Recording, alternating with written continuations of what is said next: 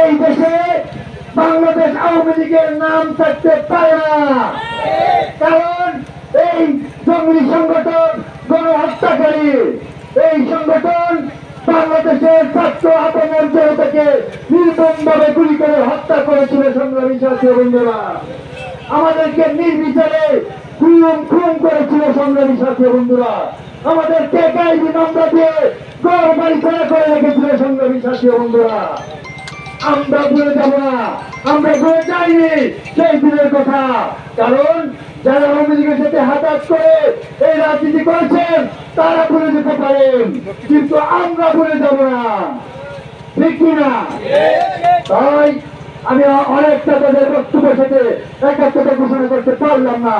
আমি দুঃখিত যারা আওয়ামী লীগের সাথে ছবি যুক্ত আছেন, যারা আওয়ামী লীগের সাথে হাতাহাত করে ব্যবসা বাণিজ্য করেছেন, যাদের নাকি আওয়ামী লীগের নেতাকালের ভূমিকা পালন করে আমাদের নেতা কর্মীদেরকে অ্যারেস্ট করেছিলেন, মামলা দিয়েছিলেন, হয়রানি করেছিলেন, তাদের কোনো ছাড় হবে না, হবে না, হবে না। তাই আপনাদেরকে বলতে চাই, আশ্বস্ত করতে চাই, জামালগঞ্জের উপজেলা বিএনপি একটা স্বচ্ছ নিরপেক্ষ একটা কমিটি উপহার দিবেন।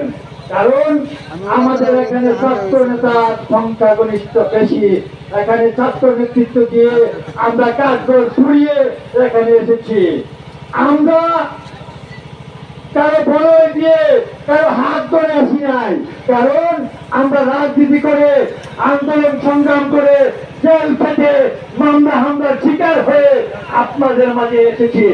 আপনাদের ইউনিয়ন না, আমাদের চিন্তা ভাবনা জামালগঞ্জের উন্নয়নের জন্য এই জামালগঞ্জ উপজেলা বিএনপির সর্বস্তরের ভূমিকা নেবেন। কারণ এই যে পাক্কার হাউস, এই হাউসটা শুধু আপনাদের নয়, এটা আমাদের।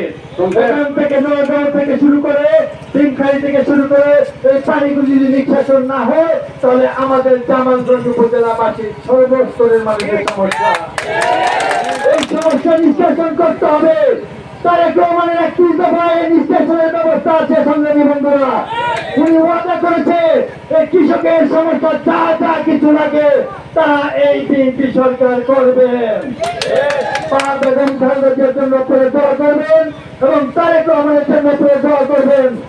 এখানে আপনি তৌফিক ভাই একটি কথা বলেছেন, আমি এই কথার সাথে একাত্মতা ঘোষণা করতে চাই। সংগ্রামী বন্ধুরা, গ্রুপিং ব্যক্তি বিশেষ আমি মুখে পছন্দ করি, মুখে পছন্দ করতে নাই পারি, কিন্তু সবচেয়ে বড় কথা যে দলের ঊর্ধ্বে যারা নিবেদিত ছিল সে কে কোন গ্রুপ করে এটা দেখার বিবেচ্য বিষয় নয়।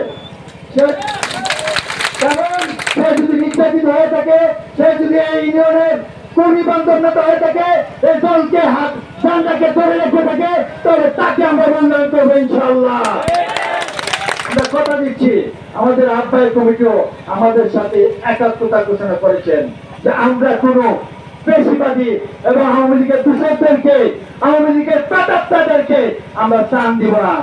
কারণ এরা এখনো অভিসাধনতে আওয়ামী লীগের প্রেতাত্মারা আছেন, এখনো প্রত্যেকটা সেক্টরে, প্রত্যেকটা ইউনিয়নে, প্রত্যেকটা গ্রামে কিন্তু আওয়ামী লীগের প্রেতাত্মারা কাঁপতি মেরে বসে আছেন।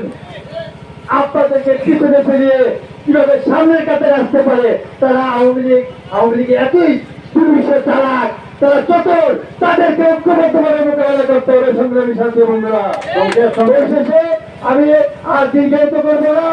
আপনাদেরকে সকলকে আজকে যারা আয়োজন করেছেন সকলকে ধন্যবাদ জানাই এবং দূর দূরান্ত থেকে 9টি ইউনিয়ন থেকে যারা এসে আমাদের বক্তব্য শুনেছেন, দেশনেত্রীদের মা বেগম খালেদা জিয়ার কথা এবং 31 দফা বাস্তবায়নের লক্ষ্যে যে কথাগুলো শুনেছেন নেতৃবৃন্দ, তাদের ঐক্যবদ্ধ থেকে আগামী জাতীয় সংসদ নির্বাচন করতে হবে।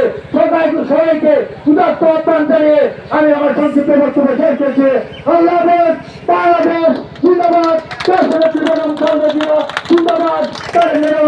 তারেক রহমান জিন্দাবাদ।